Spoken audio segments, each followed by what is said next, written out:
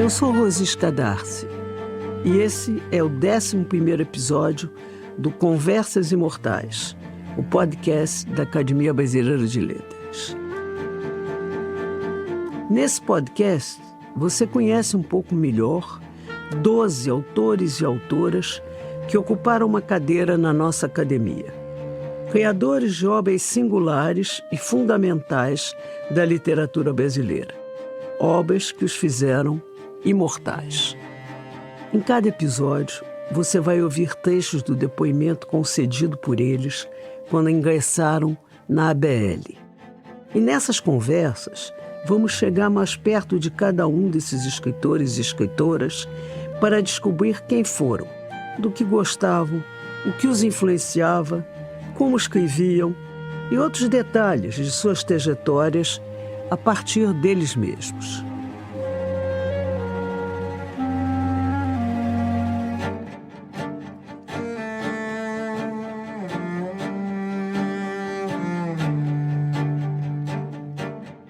No episódio de hoje, vamos ouvir o depoimento de alguém que via a língua como uma poderosa ferramenta para exercer a cidadania. O filólogo, professor e diplomata Antônio Weiss. Antônio Weiss era carioca, nascido e crescido em Copacabana, no momento em que o bairro reunia famílias imigrantes de diferentes países. Italianos, espanhóis, libaneses, como era o caso de sua família. Desde muito jovem, a exposição a diferentes línguas despertou nele uma curiosidade pelas diversas culturas que elas carregavam. Ele desenvolveu um fascínio por línguas e sentia vontade de aprendê-las, ou talvez apreendê-las, de todas as formas possíveis. Weiss estudou letras clássicas, mas antes mesmo de completar 18 anos, ele já dava aulas em cursos e colégios, algumas vezes cumprindo horário de professores contratados que lhe repassavam uma porcentagem do pagamento. Esse começo de caminho na educação o levou ao Uruguai, por convite do Itamaraty, para ensinar cultura brasileira e língua portuguesa. Quando optou pela carreira na diplomacia, Weiss dividiu a lista de classificação com João Cabral de Melo Neto, com quem compartilhava também ideias socialistas.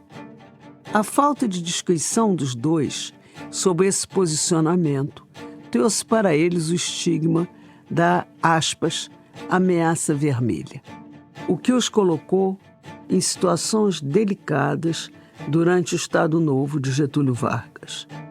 Mas nada que impedisse sua carreira diplomática naquele momento. Weiss atuou em vários países e guardou com imenso carinho sua passagem pela Grécia. Ali, afinal, seu encantamento pelos estudos clássicos pôde ganhar forma. Na ditadura seguinte, no entanto, a história foi diferente. Quando o golpe militar se instaurou e tomou conta das instituições brasileiras, em 1964, Antônio Weiss, que sempre expôs suas críticas à repressão, foi cassado. Além da diplomacia, anos mais tarde, Antônio Weiss foi ministro da Cultura no governo de Itamar Franco. Nesse mesmo período, Weiss já carregava a bandeira pela normatização da língua portuguesa. Ele sempre acreditou que o domínio da língua era uma ferramenta de poder inigualável. Weiss acreditava que o desinteresse político pela alfabetização de qualidade servia para manter a dinâmica existente. Pessoas com mais acesso à língua, à cultura e à arte mantinham seu espaço de poder, enquanto cidadãos com baixos índices de escolarização continuavam a ser explorados, numa herança do regime escravocrata brasileiro. Em 1971, Antônio Weiss tomou posse da cadeira de número 17 da Academia Brasileira de Letras, da qual se tornou presidente em 1996. Já na BL, começou o que viria a ser sua maior empreitada. Dicionário da Língua Portuguesa, feito pelo Instituto Antônio Weiss de Lexicografia, que só foi concluído depois de sua morte. A seguir, Antônio Weiss.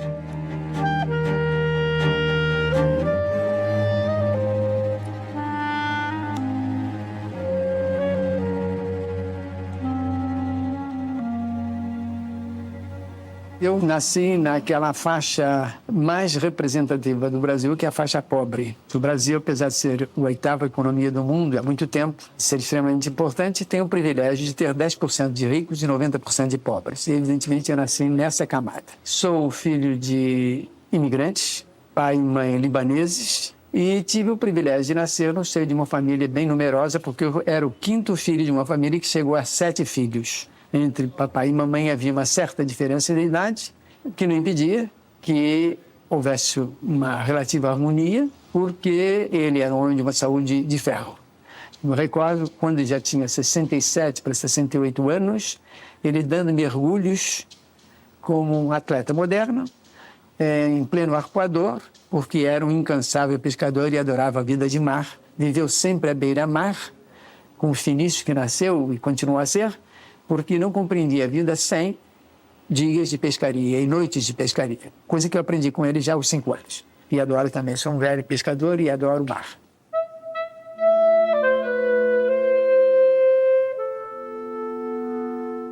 Eu nasci em Copacabana em 1915. Quando eu nasci, poucas crianças terão nascido em Copacabana, porque ainda era um burgo nascente, de maneira que eu terei sido um dos poucos brasileiros, talvez seja um dos poucos brasileiros vivos que nasceram em Copacabana em 1915. Lá, a minha infância passei juntamente com os meus irmãos e algumas poucas famílias que existiam naquele núcleo nascente. Esse núcleo se caracterizou pelo fato de que, embora nós fôssemos família libanesa, era um núcleo cosmopolita. Eu recordo bem que havia famílias italianas, uma família belga, uma família polonesa, havia portugueses, havia espanhóis e várias famílias brasileiras. De maneira que, quanto à minha formação, eu perdi uma grande oportunidade de conhecer a língua árabe.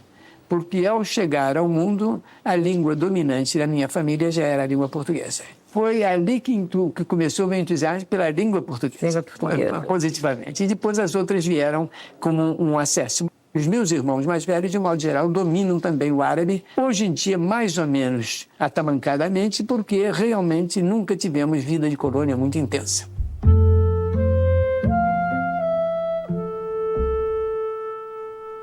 Foi nessa Copacabana que eu principiei a estudar no curso primário. Comecei a ter interesse por estudos desde os 6 anos e recordo-me que fiz todo o ensino primário no ensino primário da então Prefeitura do Distrito Federal. Era um ensino excepcionalmente bom, eu devo dizer.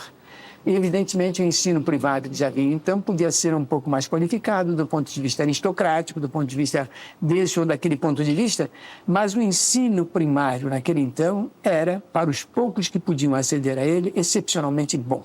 Eu tenho lembranças excelentes de minhas professoras nesse então. O fato é que quando eu cheguei aos meus 11, 12 anos, terminado o curso primário, eu deveria definir-me para o ensino secundário. Minha aspiração era o Colégio Pedro II, que era o grande estabelecimento de ensino naquele então. Mas, por incrível que pareça, nós atravessávamos uma fase na vida familiar e na vida brasileira de extrema depressão econômica.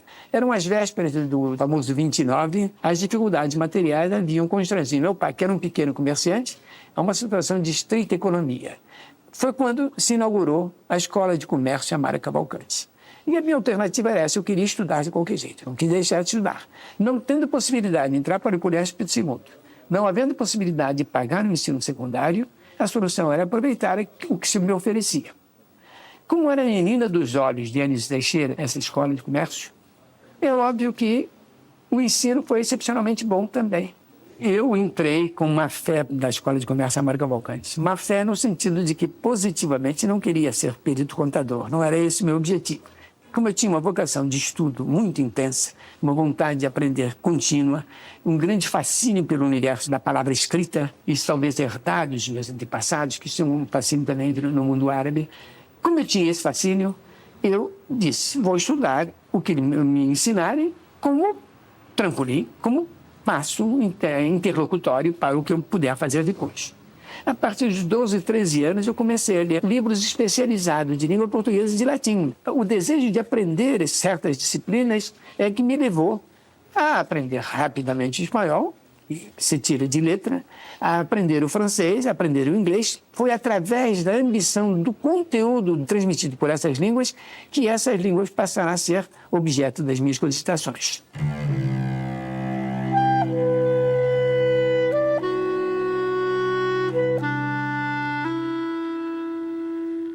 De tal maneira que, quando eu tinha 16 para 17 anos, eu principiei a lecionar. Lecionei inicialmente mecanografia, porque eu era um grande mecanógrafo. Mecanógrafo, naquele então, significava um homem capaz de lidar com máquinas de calcular, com máquinas de escritório, de automação do tipo Lerite, que ainda era o paleolítico da automação moderna. Logo em seguida, eventualmente, lecionei datilografia e passei a português. E quando já estou aí pelos 18 anos, se insinua que iria haver uma série de concursos para o ensino secundário da Prefeitura Distrito Federal, o ensino técnico secundário. Eu tinha 19 anos e pouco, já era professor em vários estabelecimentos, num regime que era muito engraçado. Eu dava aula, alguém assinava por mim, em cada colégio havia um professor que assinasse por mim, ele recebia o dinheiro e ficava com uma pequenina comissão pelo fato. Houve um dado momento em que eu cheguei a lecionar em 10 ou 15 colégios ao mesmo tempo. E é interessante que de lá, daquele tempo, eu tenho até hoje alunos que me tratam com um enorme carinho em função das aulas que eu dei naquele então. De tal maneira que quando tinha 21 anos, eu já estava com o meu registro autorizado de professor e, pouco antes, abriu-se o concurso para o ensino secundário da Prefeitura. Éramos 47 candidatos, alguns nomes proeminentes já do magistério, e outras figuras menores.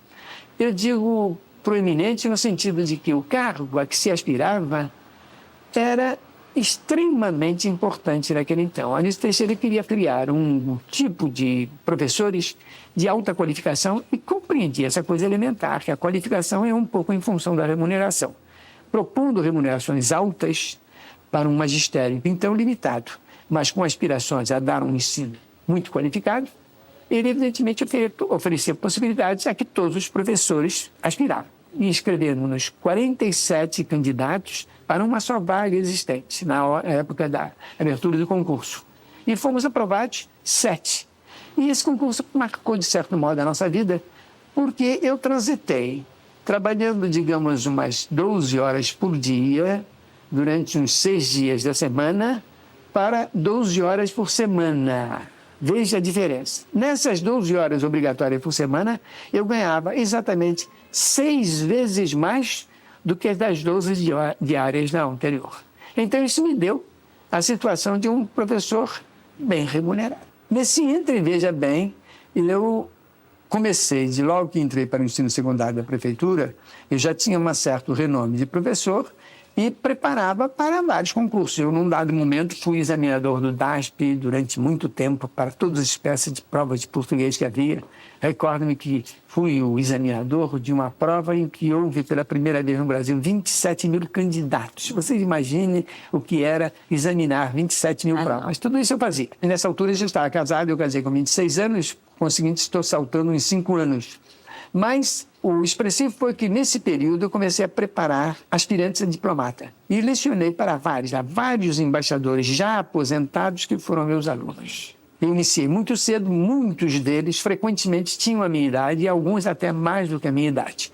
Eu os preparava para o Itamaraty. E o que aconteceu foi isso.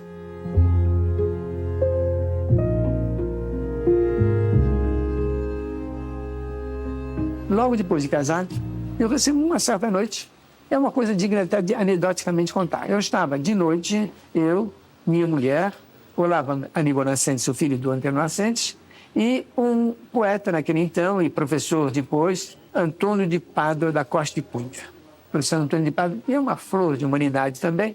E os 4, nós líamos a Bíblia, pelo prazer estético, pelo prazer literário. Líamos conjuntamente, comentávamos. Eu recordo-me que nós estávamos no profeta Abacuque, que é um profeta que tem certas irreverências, certas maldições, assim, muito veementes.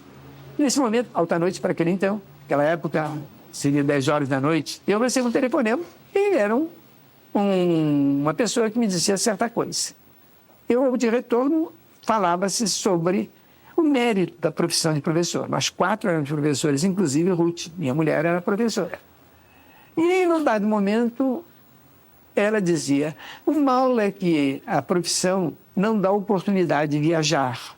Esse diálogo acabava de acontecer e eu ouvia, e eu virei para ela e disse, se você quiser viajar, nós estamos sendo convidados pelo Itamaraty. Nós acabamos de ser convidados para lecionar língua e cultura brasileira no Instituto de Cultura Uruguaio Brasileiro. Eram esses antigos alunos meus que ingressaram no Itamaraty, no momento em que se fez necessário indicar um casal nessas condições, ocorreu-lhes claramente o meu nome e o nome de minha mulher.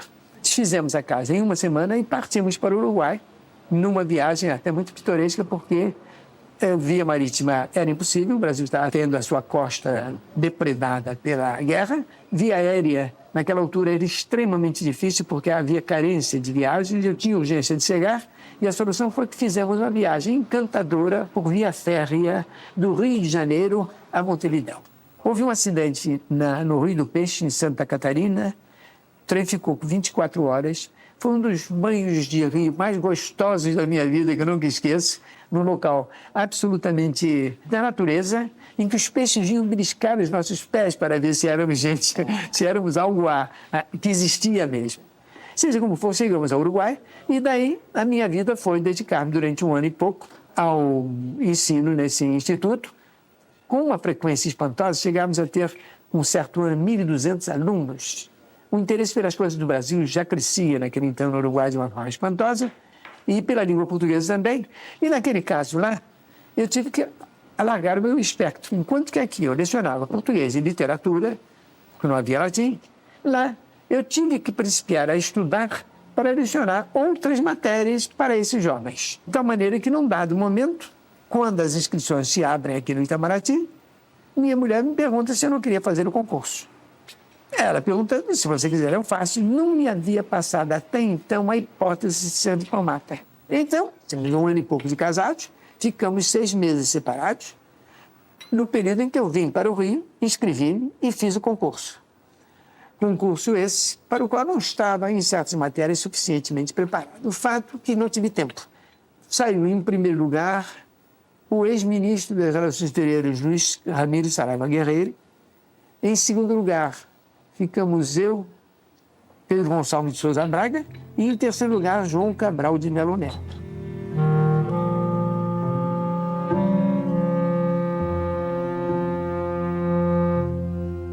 Aí entrei para o Itamaraty e tive uma carreira relativamente controversa desde o início, porque um dos meus chefes, o embaixador Fernando Lobo, apaixonou-se literalmente por mim como funcionário.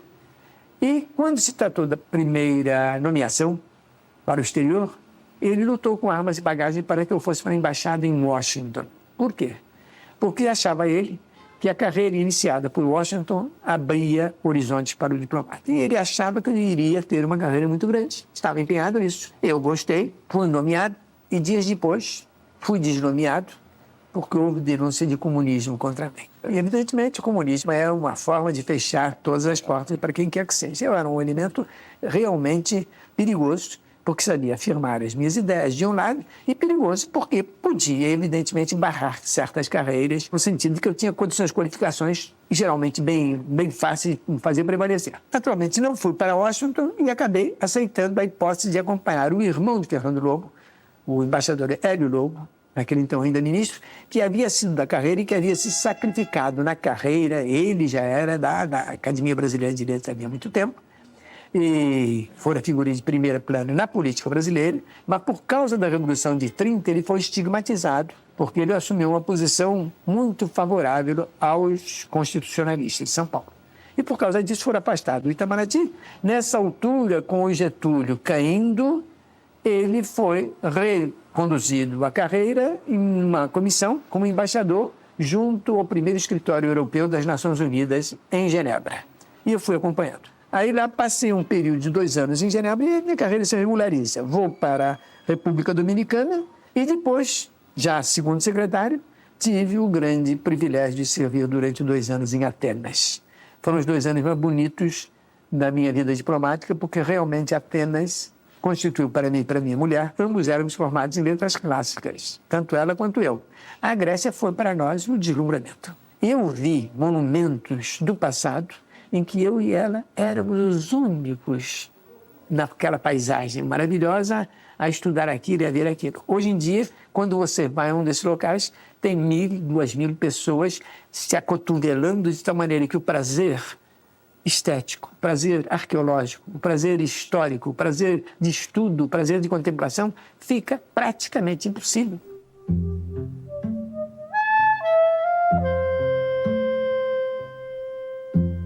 Aí há uma interrupção. O senhor Carlos Lacerda começa uma campanha na tribuna da imprensa contra o Ministério das Relações Exteriores de Getúlio, em particular, depois do retorno dele, porque o Ministério estava fazendo uma prática, através do seu próprio ministro, de comunismo.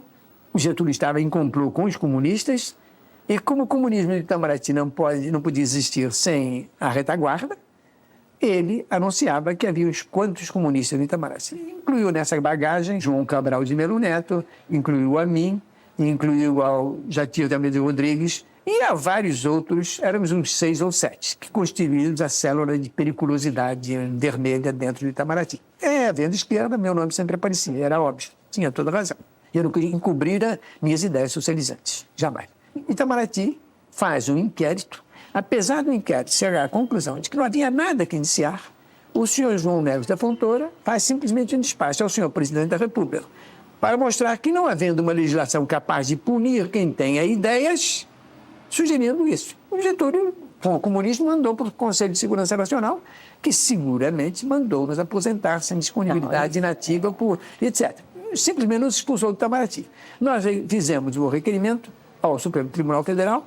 Eles queriam entrar pela lei ordinária e eu estava vindo da Grécia. Ele disse: não, senhor, eu vou definir a minha vida imediatamente. Vou requerer o mandato de segurança e, se perder, prossigo minha vida no outro caminho. Evidentemente, logo que eu fiz o requerimento, os demais me acompanharam. O mandato foi julgado e, unanimemente, nós retornamos para o Itamaraty, mas estigmatizados. Se saiu num jornal, fulano roubou, mesmo que você tenha todas as provas em contrário e o jornal ponha 30 vezes a denegação, o que fica foi aquela manchete. Eu, inclusive, trabalhei muito para que todos eles retornassem para os seus postos no exterior. A mim, a dificuldade foi tremenda e eu não pude obter retorno. Não obtendo retorno, eu me voltei para os meus estudos.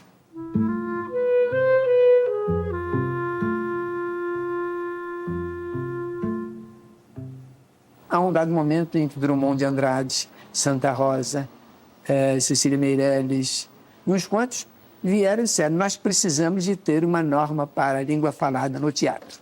Então, fizemos o congresso em Salvador, em 56, o primeiro congresso brasileiro de língua falada no teatro. Estávamos discutindo, na realidade, a essência da questão da ortoépica, da pronúncia, do padrão de língua culta brasileiro em face do português. Retorno para o Itamaraty pouco tempo depois, indo para as Nações Unidas, onde fiquei no período de fins de 60 até a Gloriosa, em 64, quando eu sou cassado. Estávamos nas Nações Unidas, eu, durante o período que lá servi, de fins de 60, término do mandato do Juscelino Kubitschek, até o golpe de 64, nesse interregno eu servi nas Nações Unidas e fui o representante brasileiro junto à chamada 4ª Comissão. As Nações Unidas têm estruturadas permanentemente 5 comissões que funcionam na Assembleia, tratando de diversos temas diferentes, um dos quais, a 4ª, trata da questão da descolonização e dos territórios não autônomos. Eu, como representante do Brasil, fui o intérprete ou porta-voz do trânsito brasileiro, que até então tinha uma brecha muito grande. O Brasil era contra qualquer forma de colonialismo, salvo com relação a Portugal. Parecia Angola, Moçambique, Cabo Verde, São Tomé e Príncipe, etc., etc. O Brasil aceitava a tese que se tratava de províncias ultramarinas, o que era uma forma de um sofisma deslavado e que punha a posição brasileira numa situação péssima junto a todos os países das Nações Unidas. Era uma situação realmente de subserviência ideológica, subserviência mental e totalmente incoerente com o nosso passado de antiga colônia, infiel às colônias de então. Eu representei, graças à presença do Jânio Quadros, que nesse ponto foi benéfico ao país, o trânsito de uma posição incoerente para uma posição coerente. Esse trânsito teve que ser feito muito lentamente, mas era assim que se fazia em diplomacia.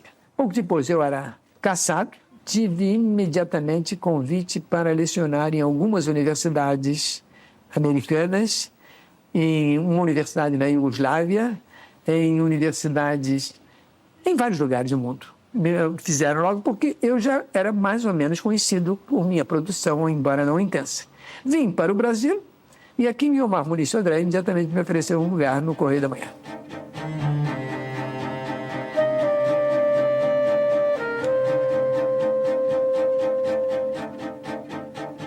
Quando eu estava nas Nações Unidas, aproveitando os meus vagares, eu aceitei um contrato com a Appleton Croft Century para fazer um dicionário bilíngue com Catherine Avery. Esse dicionário, inglês-português, português-inglês, que logo que nasceu, foi reputado um dicionário modelar para o português-inglês e o inglês-português. Esse dicionário saiu de circulação recentemente, faz pouco tempo, porque a empresa foi comprada por uma outra que está provavelmente refundindo para relançá-lo. E nesse ínterim, a partir daí, eu me dediquei a uma série de dicionários. Esse foi feito durante o meu período nas Nações Unidas, nos vagares das Nações Unidas. Antes de chegar à minha cassação, ele já estava pronto, de maneira que, graças a isso, pode ser feito, e é um dicionário, sob muitos aspectos, excepcionalmente bom. De lá para cá, nesses 20 anos, 22 anos, eu estive ligado entre enciclopédias e dicionários, a uns 10 ou 12. E um trabalho como esse tem uma contradição muito grande. Ele exige a equipe menor possível, que, entretanto, tem que ter um rendimento máximo possível. Se você aumenta muito a equipe, há o risco de ele ficar não unificada. E se você diminui demais, há o risco de você não poder realizar a tarefa. Nesta conjuntura, eu sou um homem de 70 anos, a caminho de 71, e assumi um compromisso em fevereiro passado, estamos em julho, de realizar uma obra que vai transfigurar a lexicografia da língua portuguesa. Nós temos alguns dicionários mais ou menos bons, mas eles não chegam a 1/4 do repertório necessário para a situação da língua portuguesa como língua de cultura. Então, o compromisso que eu assumi é de, em fevereiro de 91, lançar um livro que triplique a verbação até agora existente em língua portuguesa, o que dará a ela uma atualização lexicográfica relativamente grande. Obras como esse tipo, no passado, eram feitas em 100, 120 anos. Agora eu me propus a fazer em 5 anos. Ulisses talvez não existisse se minha mãe não tivesse morrido. É uma relação quase estranha. Ele realmente, minha mãe foi muito importante na minha vida. Todas as mães são importantes na vida de todas as criaturas. E eu tenho de direito de dizer que na minha, ela foi excepcionalmente importante. Ela foi meu amparo, meu estímulo, meu apoio, desde sempre, até a morte. Ela morreu em condições penosas, levou quase 1 ano de agonia, triste agonia. Nunca havia bebido uma coisinha de álcool, nunca havia fumado um cigarrinho, entretanto ela morreu com uma cirrose de fígado, cujo processo é lento e doloroso. E ela que foi sempre o amparo, ela naquele momento, para mim aquilo foi um golpe muito duro, e aceitar a tarefa de Ulisses era uma maneira de poder conviver com o sofrimento. Porque no momento em que eu me enterrava na tarefa, eu podia esquecê-la por alguns momentos. De maneira que minha vida, nesse período, foi alternar entre Ulisses e vê-la. Graças a essa circunstância, eu fiz o Ulisses em 11 meses, inclusive fazendo eu mesma a revisão do livro. Porque eu não podia dar a revisão a profissionais que iriam corrigir, entre aspas, erros que eu deliberadamente fazia para que o livro pudesse ser uma aproximação do original inglês.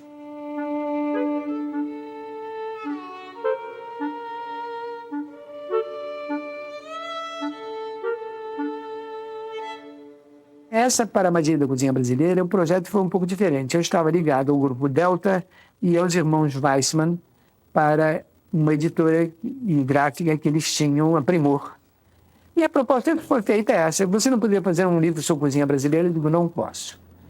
Cozinha não me interessa por princípio, me interessa o aspecto, digamos, cultural da cozinha. Me interessaria se eu pudesse fazer as 100 melhores receitas da cozinha brasileira e ser mais representativas.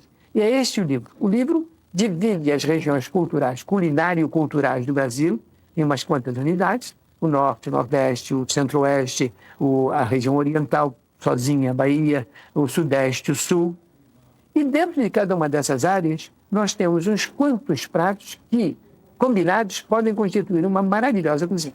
Foi um livro que me deu um prazer enorme fazer e que teve um certo sucesso. Está se esgotado há muito tempo, porque eu não concordo em que refazê-lo nas condições em que foi feito. Ele foi muito ilustrado, onerou muito, e eu gostaria de repeti-lo apenas na parte textual.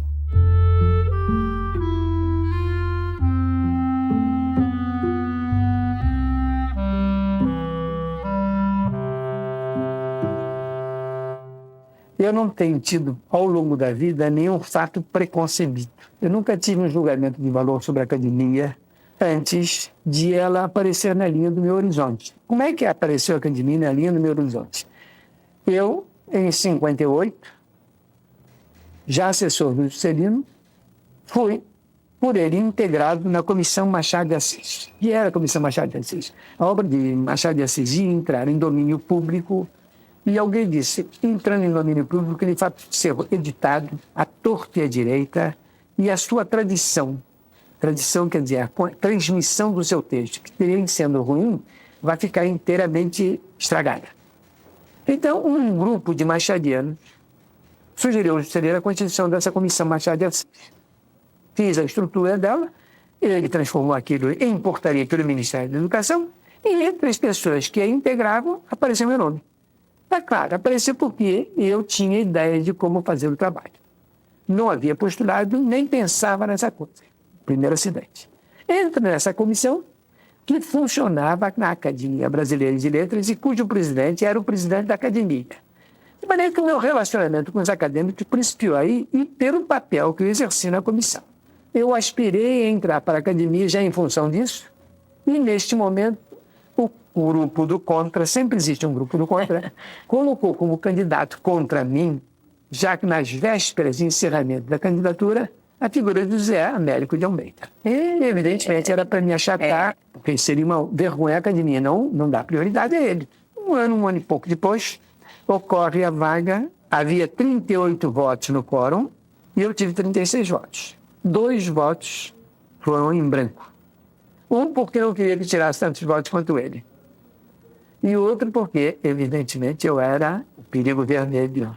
Não é assim, em 71. Então, fui eleito, mas por essa circunstância que você vê, quer dizer, a própria língua portuguesa, o estudo dela, a academia me levando. E eu estou nessa qualidade, quer dizer, eu não sou um grande escritor, em modo nenhum, não sou ficcionista, não sou poeta, não sou uma figura que vai ficar. Agora, sou um estudiosozinho que, em termos de língua portuguesa, conhece um pouco.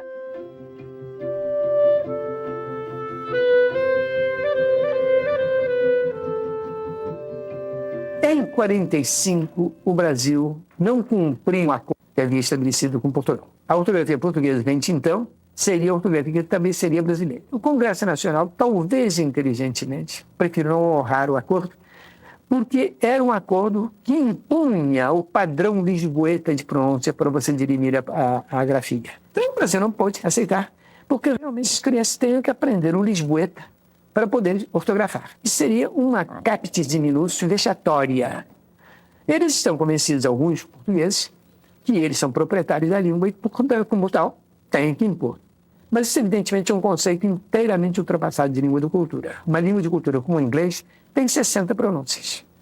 Então, isto para a língua portuguesa, com 160 e tantos milhões de indivíduos, daqui a pouco serão 300 milhões, tem que prevalecer. Você não pode impor o padrão paulista, o padrão carioca, ou o padrão lisboeta, ou o padrão português, porque isso é simplesmente, desculpe a irreverência, burrice. É não saber o que é uma língua de cultura. A partir de 45, essa dualidade vem incomodando aos acadêmicos de Lisboa e aos acadêmicos brasileiros. Então, nós vimos tentando ver se poderíamos chegar a um acordo. Acordo esse a que logramos chegar nesta coisa por unanimidade. Não houve um voto discrepante sobre tudo. O que é isso em termos de negociação diplomática, você não pode imaginar. Não pode imaginar. Acontece que esse jogo diplomático inteiro só pode ter uma pessoa. Homem.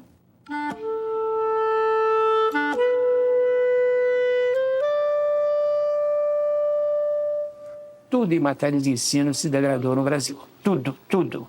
Nós temos vivido de 30 para cá uma progressiva deterioração, de tal maneira que hoje o ensino superior brasileiro é uma caricatura de um ensino médio alto. O ensino médio brasileiro é uma caricatura de um ensino primário alto, e o ensino primário não faz nada no Brasil. E o desastre deriva do fato de que nós continuamos a crer que o brasileiro é 5 vezes mais inteligente do que os outros povos. E por isso mesmo pode dar-se 1/5 a ele, porque ele com 1/5 faz o que os outros fazem com uma assistência 5 vezes maior. O que eu quero dizer com isso, por exemplo, é que não há formação primária que não seja de 8 anos com 8 horas por dia durante 240 dias por ano. No Brasil, eles querem fazer isso com 2 anos e 2 horas. Evidentemente, o de uma logura geral. Nós falamos em estatística de analfabetismo no Brasil em termos de 30%, 25%, 32% da população, quando eu asseguro que analfabetismo funcional no Brasil é de 70% para mais. Essa é a tragédia brasileira. Nós estamos dividindo o Brasil entre os que têm acesso e os que têm o acesso barrado no início, porque não tem esse ensino primário mínimo, que evidentemente deriva do nosso passado escravista, em que evidentemente escravo não se cogitava, e do nosso falso liberalismo, em que o homem brasileiro, na realidade, acedeu ao direito de morrer sem assistência. Foi toda a vitória que ele teve. A grande situação da grande maioria dos brasileiros é que apenas agora começa a compreender que ao nascer tem direitos. Ninguém nasce com obrigações, nasce com direitos. A sociedade é que não pode se queixar da violência que impera, da incompetência que impera, da inoperância que impera nela mesma, porque ela é a primeira culpada de não dar esse mínimo de atendimento. E tem um posicionamento de um egoísmo, de um primarismo de visão social impressionante. E isso tem sido a história do Brasil.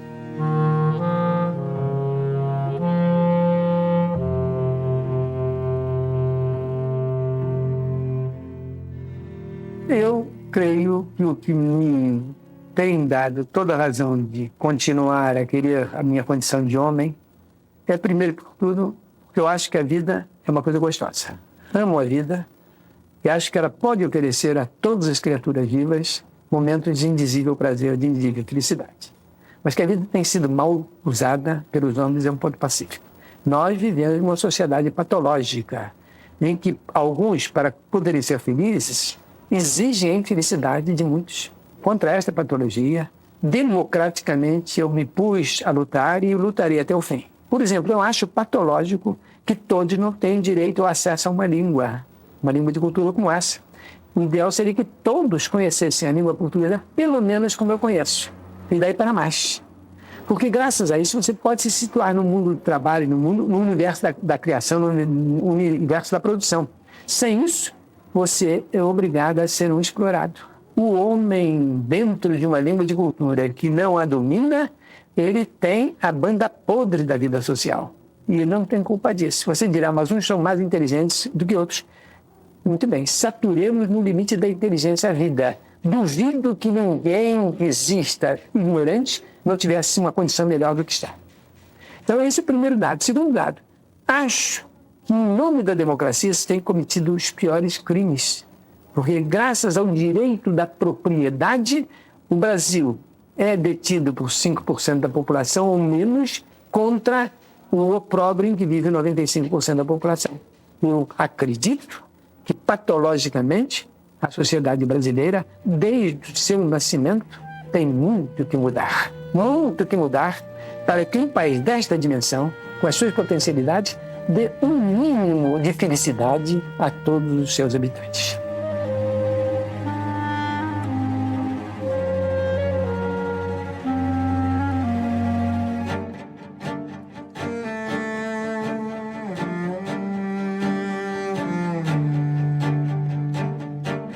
O Conversas Imortais é uma produção da Academia Brasileira de Letras em parceria com o Estúdio Novelo.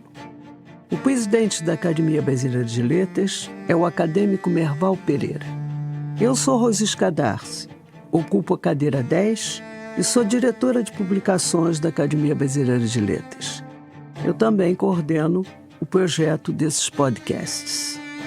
Os depoimentos fazem parte do arquivo Múcio Leão da ABL, dirigido pelo acadêmico Godofredo de Oliveira Neto. A pesquisa foi de Maria Oliveira, o desenvolvimento de conteúdo é de Cristina Aragão. A produção é da Ashley Calvo.